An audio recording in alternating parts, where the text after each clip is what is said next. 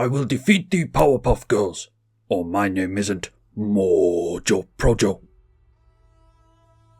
Hello all, I was supposed to be bringing you Final Fantasy gameplay today, but unfortunately Daybreak cancelled our early access at the last second, so I didn't have any gameplay videos lined up for you, which means we are going to go over some deck techs for next week, and decided to cover for you Tifa Lockhart, which is a pretty simple commander to run, but hopefully there's some intricacies that maybe you didn't think about. Basically, she's very fast to get out, has trample, and her power will double with landfall. So obviously you want to make multiple lands a turn and gain the incremental advantage from that. So it's a landfall based deck to a certain extent. We want to kill two birds with one stone. Not only are we ramping ahead to get more mana, but we're getting the landfall triggers as well. So we've got the typical Nature's Law, Rampant Growth, 3 visits, stuff that we would play in green anyway. We're in mono green here, so I actually have Nissa's Pilgrimage because it cares specifically about forests, and there's every chance that we could get into multiple forests with the spell mastery on that. And speaking of multiple lands, Scapeshift is a means in which we can sacrifice all the lands that we have in play, or at least a good chunk of them, and then get landfall per land that we tutor out with this. It goes straight into play tapped, and say we get 4 lands into play, we will double Tifa's power 4 times. So she would go from a 1 to a 2, 2 to 4, 4 to 8, but we're hoping to already have buffs on her. So I've seen her get up to, like 48 power, something crazy. Noteworthy, Scapeshift can grab any land, so there are utility lands that we could grab, which we will go over later. On the instance side of things, where are we? Archdruid's Charm can go and get us any land as well, and that puts it straight into play. It's also modal, so we can do other stuff with that, like fighting and getting rid of an artifact or enchantment if we like. Decided to include, definitely was going to have Harrow, because it's landfall twice and it brings the lands in untapped, which can help us to carry on chaining off if we want to. Also is an instant, so can be used as a combat trick. Someone lets the damage from Tifa through thinking that they're not going to go down. Same thing with Entish Restoration, should be easy enough to get Tifa's power above 4, so we'll be able to grab even more lands with this, add instant speed again. And then I'm not sure if it's too slow to be honest, but I decided to throw Sword of the Animist in here so that whenever she attacks, not only does she already have a +1/+1 buff, which could be relevant because the more buff she has before her trigger resolves, the higher the power is going to go once she doubles it once or twice. But also she'll get a trigger from Sword of the Animist thanks to it having a Rampant Growth tied to it. Again, not sure if this is going to be too slow, but decided to give it a whirl anyway. And then as well as tutoring out lands, we want to just be, drawing into them and getting multiple land drops a turn. So stuff like Azusa is an absolute all-star with things like that. Play 2 additional lands on each of your turns. It's noteworthy that we do have fetches in the list. It's a mono-coloured deck, but sometimes you want to put fetches in anyway, just for the shuffle if you run something like Sensei's Divining Top. But in this instance, cards like Fabled Passage, Misty Rainforest, it's just landfall multiple times, and we do have, skipping ahead a little bit, but we do have means of playing lands from the graveyard. But yeah, Azusa, Dryad of the Elysian Grove, that will actually make the fetches tap for mana as well. Oracle of Muldiah, an additional land drop and play lands off the top. That's where one of the shuffle effects might come in handy as well to try and put a land or a non-land on top. Kodama of the East Tree on the creature side can get a lot of lands into play because this does trigger on lands, so if we play a land, trigger it, let it resolve, it can put another land into play with that trigger because of course the mana value of a land is 0, and then we might be able to get some other permanents into play for free. Say we play something expensive into this and end up with a free Topiary Stomper or something, I don't know. The Wayward Swordtooth will get us an additional land as well. Exploration, I mean it's landfall, lands matter stuff, so I think you get the idea. But we don't just want to rely on Tifa being a 1/2 at the beginning of every turn and then having to double up her power multiple times in order to get above 21. Because we want to be dealing 21 points of commander damage. So with cards like Bristly Bill, it's very surprising how 1 or 2 plus counters can make a massive difference. Instead of doubling Tifa from 1 to 2 to 4, you would instead double her from something like 3 to 6 to 9. And then as the game progresses, the more plus counters she has, the better.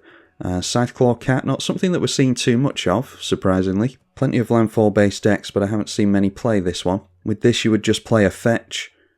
She would get 1 plus counter, and then with the second landfall trigger, double the number of plus counters. So if she's already been getting plus counters throughout the game, then she might just end up at 21 points of damage, even without her ability resolving. And speaking of plus counters, Season of Growth really in here for the card draw, because Tifa's power is going to get really big, and this draw is equal to power. But it can also be an enchantment or artifact wrath, as well as more plus counters, as well as giving vigilance and trample to our army. Of course, Tifa already has trample, but the vigilance could be nice. Bear Umbra is totem armor, so it will keep our commander in play, and it will untap all the lands, as well as give a buff as well. So Bear Umbra is going to pull its weight in this deck, I imagine. Blanchwood Armour is +1/+1 for each forest we control. We're obviously a monocoloured deck, so we're going to have a decent number of basics. So we could turn Tifa from a 1/2 straight into a 12/13 or something like that, just from dropping this card alone. Which means after this has landed, you'd only need to make landfall once, and you're likely pushing commander damage through to someone. Sword of the Animist, we've already seen the +1/+1 buff, only a slight buff, but could make a difference.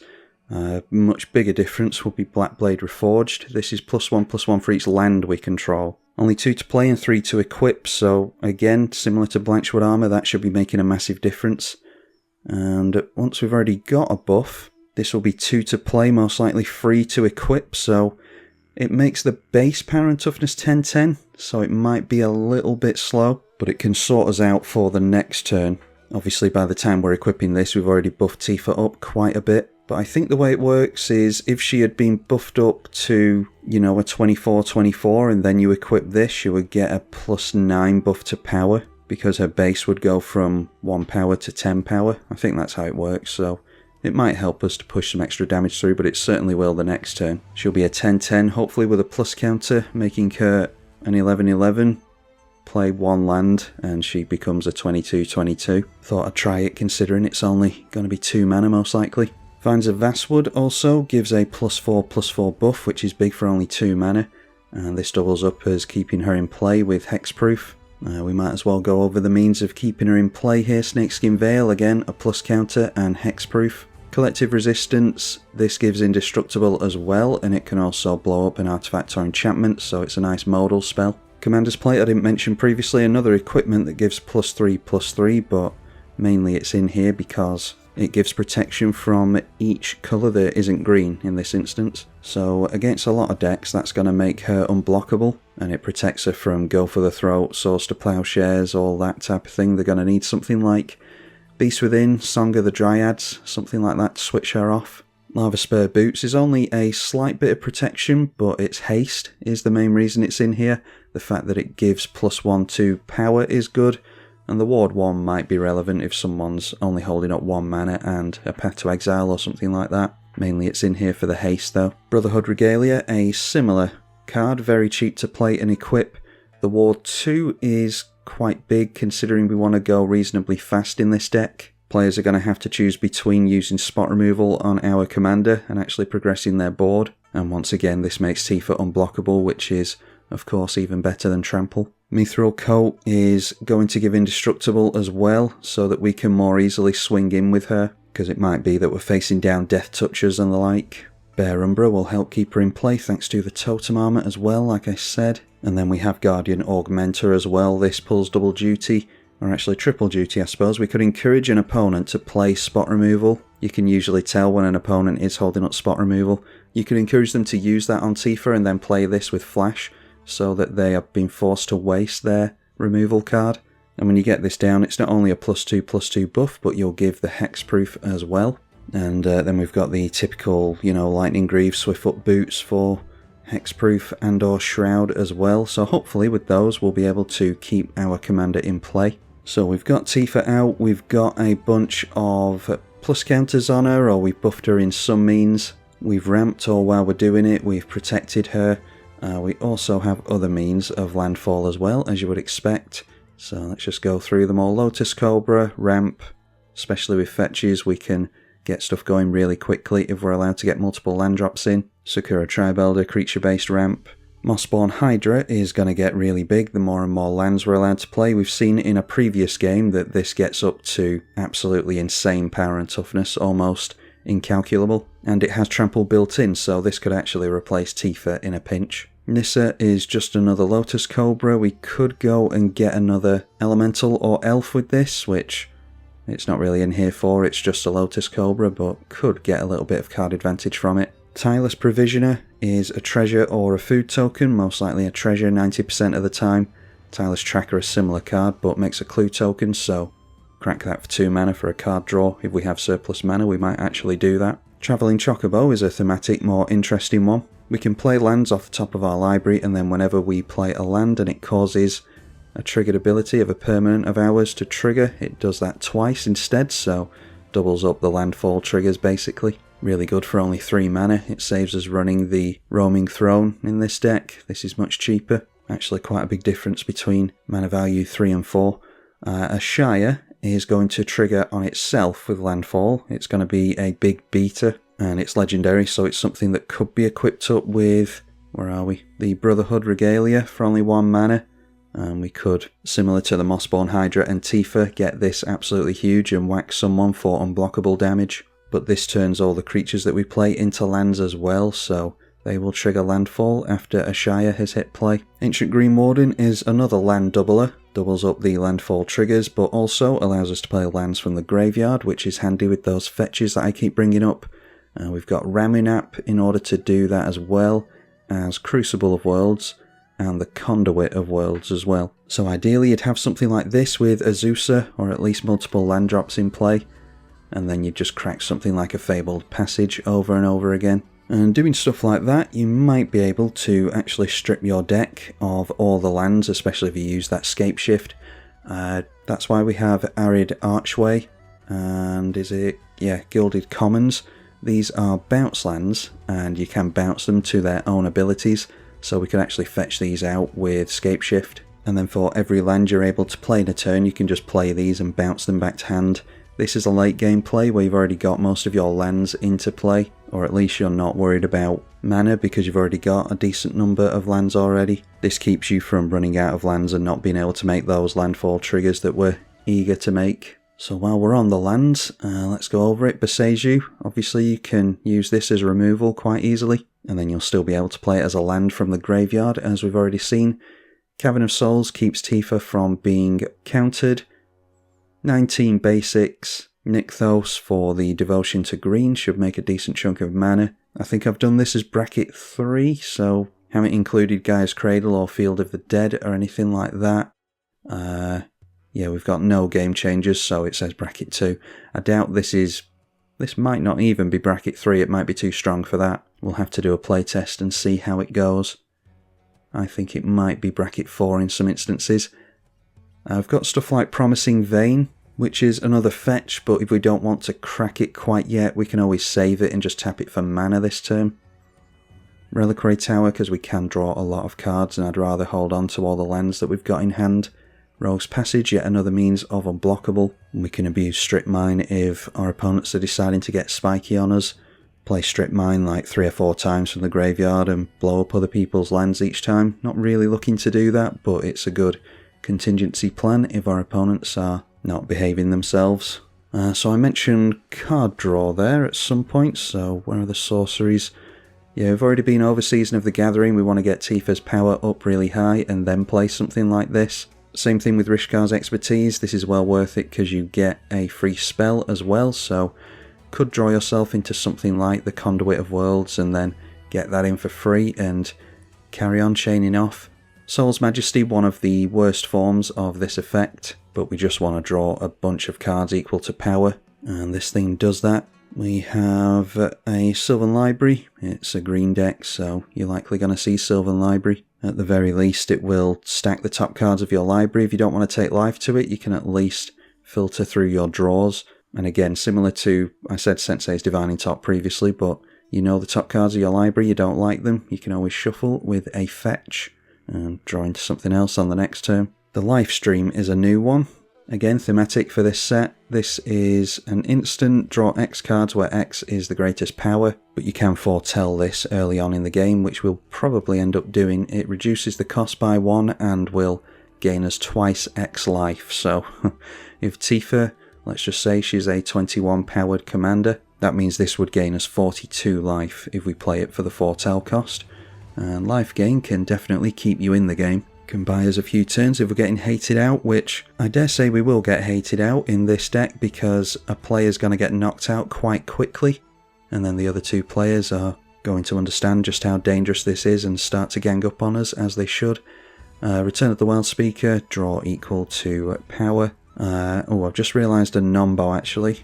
I'll have to take a look at this during the playtesting phase. This is non-human creatures that it draws cards equal to. Tifa is a human, so might actually have to take that out of the deck. Don't imagine we're going to be making use of the overrun effect on this. There is a 5 mana version of Hunter's Insight that gives +3/+3 actually, so we could replace it with that. We definitely want to be attacking in at our opponents and dealing damage, so Hunter's Insight will draw cards equal to the damage dealt. And then this will be a little bit of a janky one, I think, if we're desperate for card draw and we've got a surplus amount of mana to replay Tifa. We could always hit someone with her and then sacrifice her to Disciple of Freyalise, gain a bunch of life, draw a bunch of cards. Like I said, replay her because she's only 2 mana, so she won't get that much command attacks added, and hopefully that will keep our hand full, because I imagine we're going to be quite empty-handed throughout the game. What else have we not covered? I think, well, there's Nissa. Not sure if to play this Nissa or my favourite 5 mana Nissa, the one that can get the emblem the turn after it comes in. Nissa Vital Force, I think it is. Yeah, Vital Force is untap a land, turn it into a 5/5 man land, and then on the very next turn you can -6, and whenever a land enters you may draw a card. So you get landfall, draw a card on an emblem basically the turn after she comes in, which is really good. So that might replace, now that I'm seeing the nombo that I've included, that might replace Return of the Wild Speaker, I'll have to see. But Nissa Who Shakes the World is here for the additional mana from the forests. It's noteworthy that the man lands that she makes are indefinite, so during a board wipe you will lose lands, which I don't really like the idea of, although if we do that then we can play them from the graveyard at least. Not convinced on her, but I do like the idea of the double mana. We do have, speaking of double mana, we've got the Vernal Bloom here as well, which does affect every forest in play because it only costs 4 mana. That's why I'm not including the Yavimaya Cradle of Growth in the deck, which makes every land a forest, because we don't want to be doubling up everyone's lands. Don't think we've covered removal. I'm not that heavy on removal, I don't think. A double-sided land, Bridgeworks Battle. This one is +2/+2 and fight. We might even just use this for the +2/+2 buff and then just fight a dork or something to keep the damage markers off our commander, because it's noteworthy that we don't double up the toughness on Tifa with her ability. It's only the power, so she can be a little bit of a glass cannon. Collective Resistance, Artifacts and Enchantments have already been over. Ram Through is really good because our commander has Trample already, so this could be not only a removal spell on a creature, it could be a removal spell on a player as well, if we get our commander's power up high enough. Won't be commander damage, but say Tifa's at like 40 life and we point this at a 1 toughness creature. If she's at 40 power even, then we're likely going to be pushing through enough damage to knock someone out. Beast Within, a staple, one of the best removal spells in the format. Song of the Dryads, a pacifism type effect, along with Kenrith's Transformation. A lot of players can really struggle against these, like decks that don't get rid of enchantments very well. So your red, blue and black decks really. You could buy yourself a lot of time landing something like this. We saw that in a game recently, where there was a really strong commander, I think it was Braids, and we ended up buying ourselves like 5 or 6 turns with something like this, because they just couldn't deal with it. And yeah, after the removal, I don't think we have anything else, so I'm going to remove the Nissa for now, and we'll see if we end up with big enough creatures to warrant this, but I don't think we're going to. Let's go into the playtest room. We end up with 3 lands. We actually don't have that many lands in the deck, surprisingly. I might have to change that and up the number of lands we have if we struggle to get into them. But we'll see how this fares here. So draw for turn. Play a land.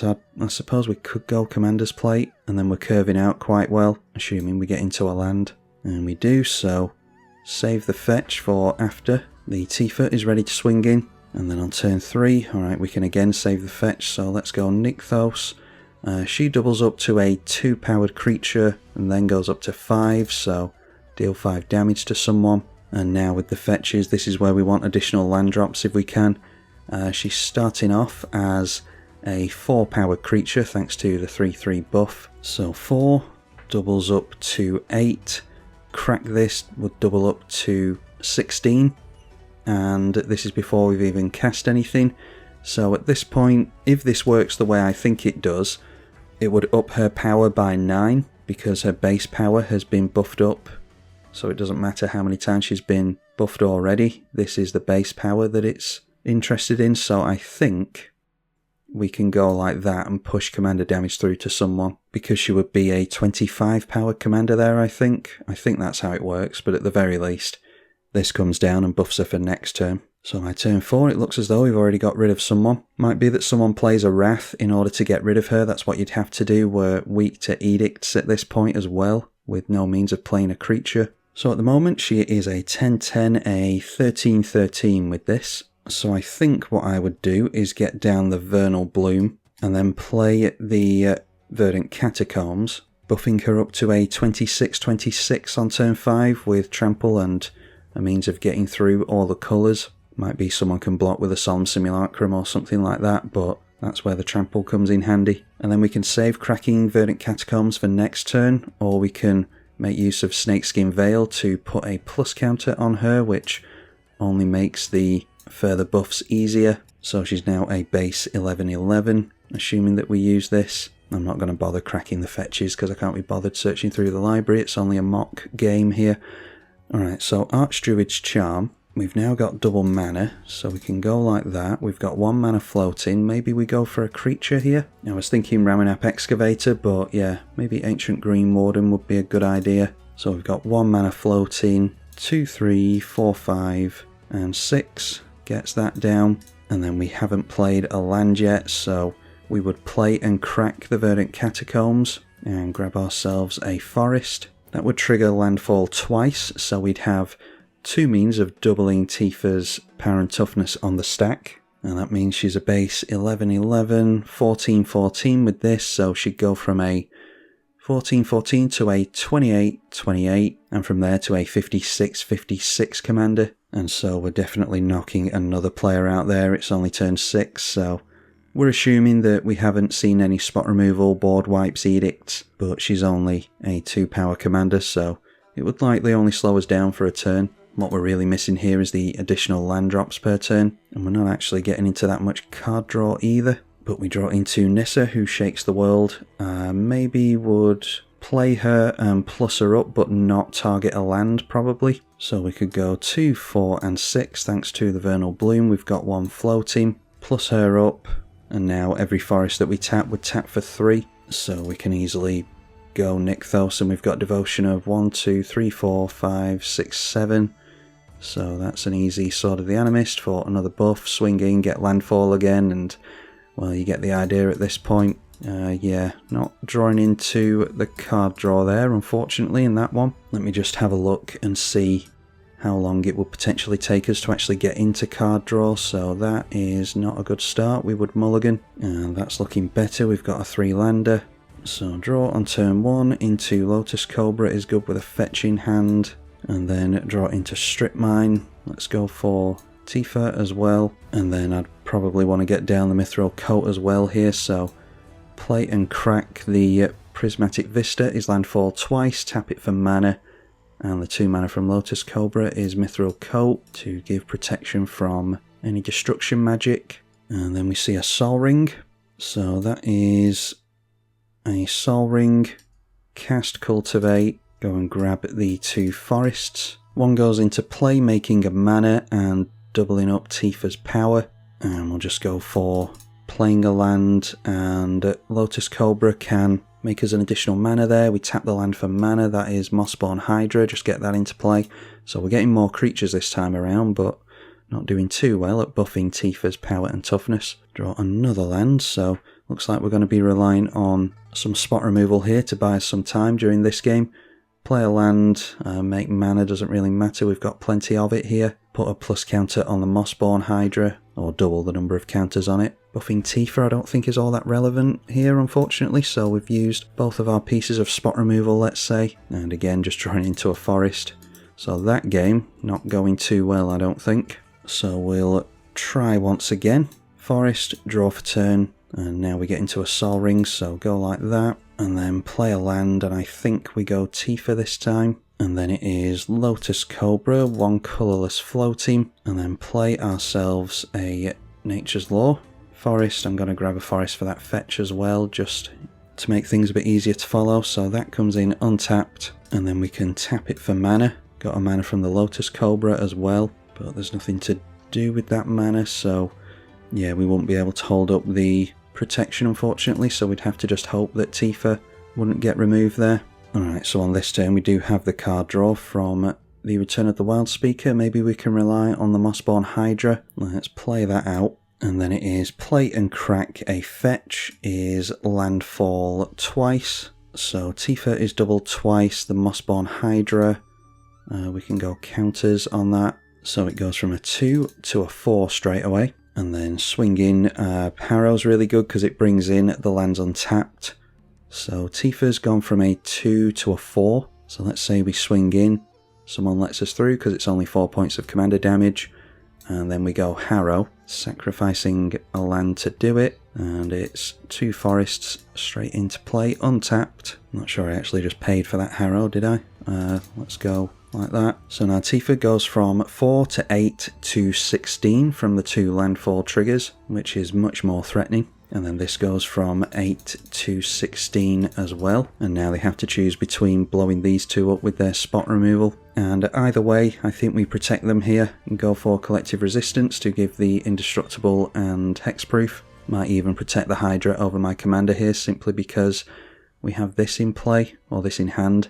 Although I have drawn into the Rishkar's expertise as well. So I think we go for the Return of the Wild Speaker, seeing as how I've just drawn into Snakeskin Veil, we can protect it. Let's assume that we have to protect it in response. That gets another plus counter on it, and so we end up drawing 17, meaning we've got 18 in hand. Reliquary Tower is probably the land we play for turn here, although we've got multiple lands that we can now make, thanks to Oracle of Muldiah, and we've got Kodama of the East Tree there. So let's have a look.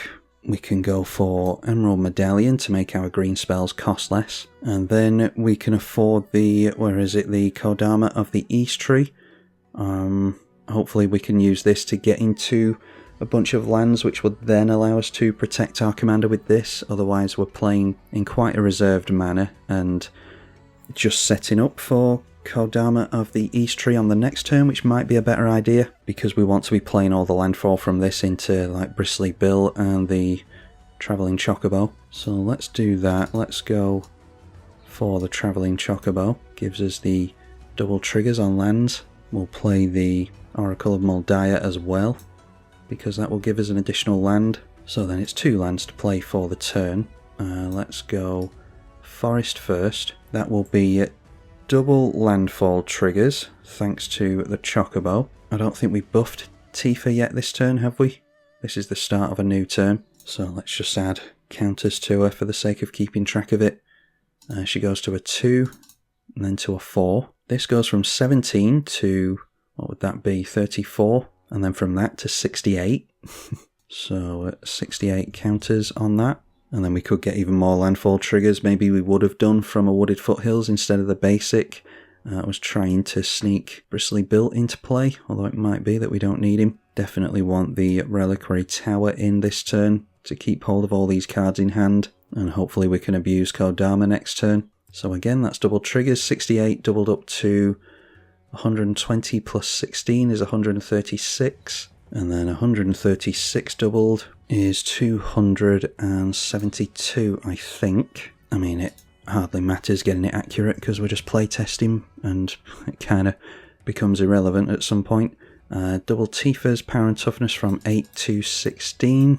Oh, but of course Bristly Bill would be on the stack twice. So what was she at, 4? So we'd put Tifa on the stack first and let Bristly Bill resolve first. So That will be 2 plus counters from the double landfall, so she would actually be doubled from a 6 power commander to a 12 to a 24, so we could one-shot someone there potentially. And you have to remember that those are now plus counters. It's not easy to keep track of the plus counters necessarily, but let's just go through to the next turn. Could maybe have squeezed out the Guardian Augmenter there. That might have been a better idea, so that we're actually protecting Tifa, but just for the sake of having fun, let's assume that she stays in play. So now let's see what happens, or try to work out what happens with, this is where I'm grateful for Magic Online doing all this for me, a Kodama of the East Tree. That is 5 mana, have not made landfall yet, so I'd have a look at other landfall triggers first, get in the Tireless Tracker, and yeah, we would really just go off here. We've got the Hexproof at instant speed, don't forget, so if anyone wants to get rid of Tifa, they can. Play a fetch, and I think from the Chocobo we would still get double Kodama triggers because it's a land that's triggering this, so I don't think the double triggers from Kodama matters, but basically what it amounts to is us getting all of our lands into play, so that's 1, 2, 3, 4 and 5. Cracking the fetches is 7, which is landfall 14 times. So that would be 14 plus counters onto Tifa, which means she's got 16 counters on her before she's even been buffed by her own ability. Mossborn Hydra gets doubled 16 times, did I say? So what's that? Multiply 272 by 2 to the power of 16. I mean, I'm not even going to bother, but you understand it. It's going to turn into like thousands and thousands of power worth of toughness and power. Same with Tifa, she's going to be absolutely massive, plus we've got a bunch of untapped lands then at that point, as well as a bajillion mana from the Lotus Cobra as well. So this is where there's actually a little bit of a nombo in that you want to draw equal to power, because Rishkar's expertise would actually deck you at that point. But if we are successfully looking at getting our trample damage through on the massive creatures, then I think it would be fine.